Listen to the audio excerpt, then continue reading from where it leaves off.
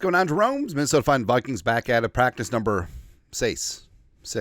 After the first pad of practice yesterday, Kevin O'Connell fed the local media jackals, had some takes on some things, and things are starting to get interesting, man. It's starting to feel like football. So first up is, of course, Lewis Cine. So Ben Gessling, Star Tribune. Now Cine had missed the last couple of days of practice, but no.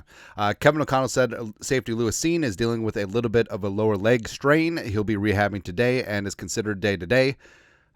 Aren't we all? O'Connell said. Now, Cine had missed the last 2 days of practice. The first day of back-together practice on Saturday, first day of padded practice. So, I mean, there have been some speculation that since Kevin O'Connell and Brian Flores have both had press conferences, didn't mention anything, that maybe it wasn't an injury. Maybe the Vikings are just trying to shelve him and keep him healthy for a trade. But, no, of course it's a injury. And injuries have really defined Cine's career so far. And it's unfortunate because, the kid clearly does have some talent, but, he was injured in training camp his rookie year, sort of behind the 8 ball. Obviously, the compound fracture with the leg, and now this in a very competitive situation in the Viking secondary. I don't see how Lewis Cine is going to be making the 53 in any capacity. So, could be a cut, try to get on the practice squad, could be a late trade where the Vikings eat the bulk of his rookie deal, which is fully guaranteed. So, who knows, man. Also, per persuasion, head coach Kevin O'Connell stated that the Vikings rookie quarterback J.J. McCarthy has played against the number 1 defense and will get reps with the number 1 offense. He noted that Darnold deserved them early in camp, but McCarthy will start to work in there as well. Now, do you notice that there has been a shift in tone in terms of Kevin O'Connell and J.J. McCarthy? So in OTAs, it's all about the rookie earning his stripes and all that stuff, and he's only working with the threes, and Nick Mullins is clearly quarterback too. But then it started training camp. It's been McCarthy working almost exclusively with the twos. And also, the second team offense versus first team defense has come up quite a bit, especially first team in the first pad of practice yesterday. And now all of a sudden it's like, oh, so Sam Darnold, who's had some high highs, don't get us wrong. And again, I would feel perfectly comfortable if they rolled with Darnold to start the season. But now all of a sudden, McCarthy, who's a competent, and been able to operate the offense, and also he's got a hose for an arm. All of a sudden, things are starting to get spicy. So we went into training camp thinking it was like 90-10. Darnold was going to be your week 1 starter. I still think it's like 65-35, but I mean the chances are going down, are swinging in the rookie's favor. Like, honestly, if McCarthy, whether it's joint practices, whether it's preseason, just is a stud, and he forces O'Connell's hand, I wouldn't be shocked. I really wouldn't be. And it may just be a spot where O'Connell was just building up the dragon for McCarthy to slay. It's just like, hey, instead of just handing your first-round pick the job, like some teams do, like Caleb Williams and the Bears, it's like, hey, we're going to make sure every single day he has these benchmarks and all these hoops that he has to get through and all these boxes he has to check. And then all of a sudden he wins a first-team job. You already built up this dragon for him to slay. So the larger the dragon, the greater the hero. It's just like, oh, look what he's overcome.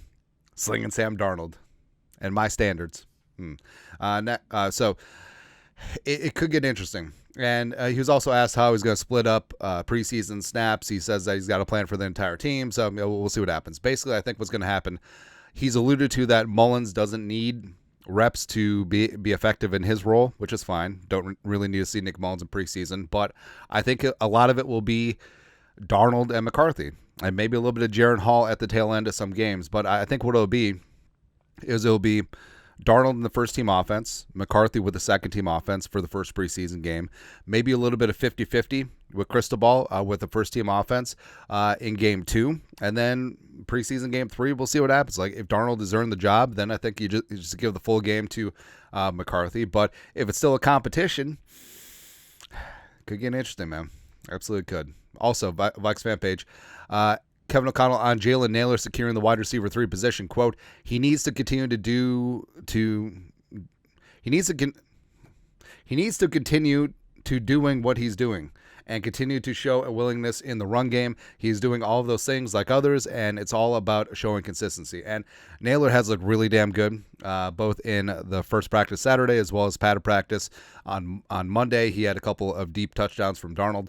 And with Naylor, like, the talent has always been there, but it's been health, right? And also, I love when O'Connell always talks about receiver responsibility. He always brings up blocking in the run game, which is very key for what the Vikings want to do going forward. Now, Jordan Addison's fantastic. He definitely needs to work on that downfield blocking, man, because there's a couple times, there's like 2 or 3 plays last year where they had Jefferson out on a tunnel screen and Addison was blocking downfield, and then Addison's guy just like smoked JJ. Something got to work on. Per persuasion again. O'Connell, speaking now, complimented Vikings kicker Will Rockard and wanted to get him to get all the reps moving forward. That's why they let John Parker Romo go. So, yeah, Will Rockard obviously was going to win the kicking competition. Showed up, showed out. The moment's not too big for him. 6th-round pick, all that stuff. There you go. Per persuasion again. You forget sometimes, talk about Diamond Dallas Turner, the other Vikings first-round pick. You forget sometimes that he's a rookie, knowing the amount of information from really day one. I knew he was smart. And that's the thing about coming in from a Nick Saban defense. I mean, Saban is a defensive guy at heart, former DB at Kent State, and former defense coordinator, of course, for Belichick with the Browns back in the day. And he's got that defensive mindset. And Alabama players, not only are they all 4- and 5-star players, but they get ground up in the crucible, and they're forged in, I don't know, forging, smelting.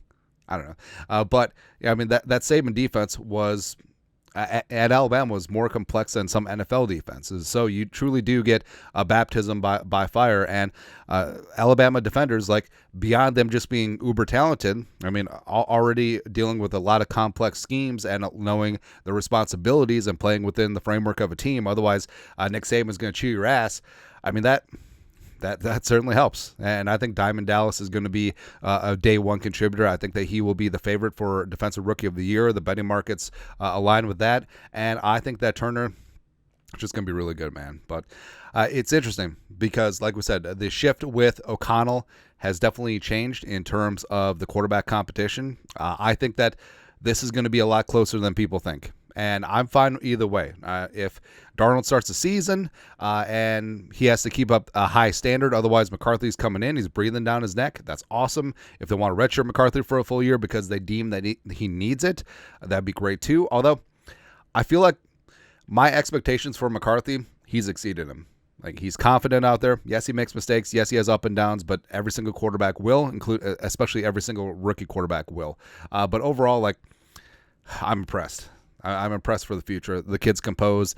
The kid's comfortable. The kid obviously does his homework, and it's going to be a lot of fun, man. But your thoughts are thoughts. Kevin O'Connell's presser ahead of Vikings practice numero 6. Let us know your thoughts, our thoughts, his thoughts. You guys know what to do. Skull production value. Oh, USA.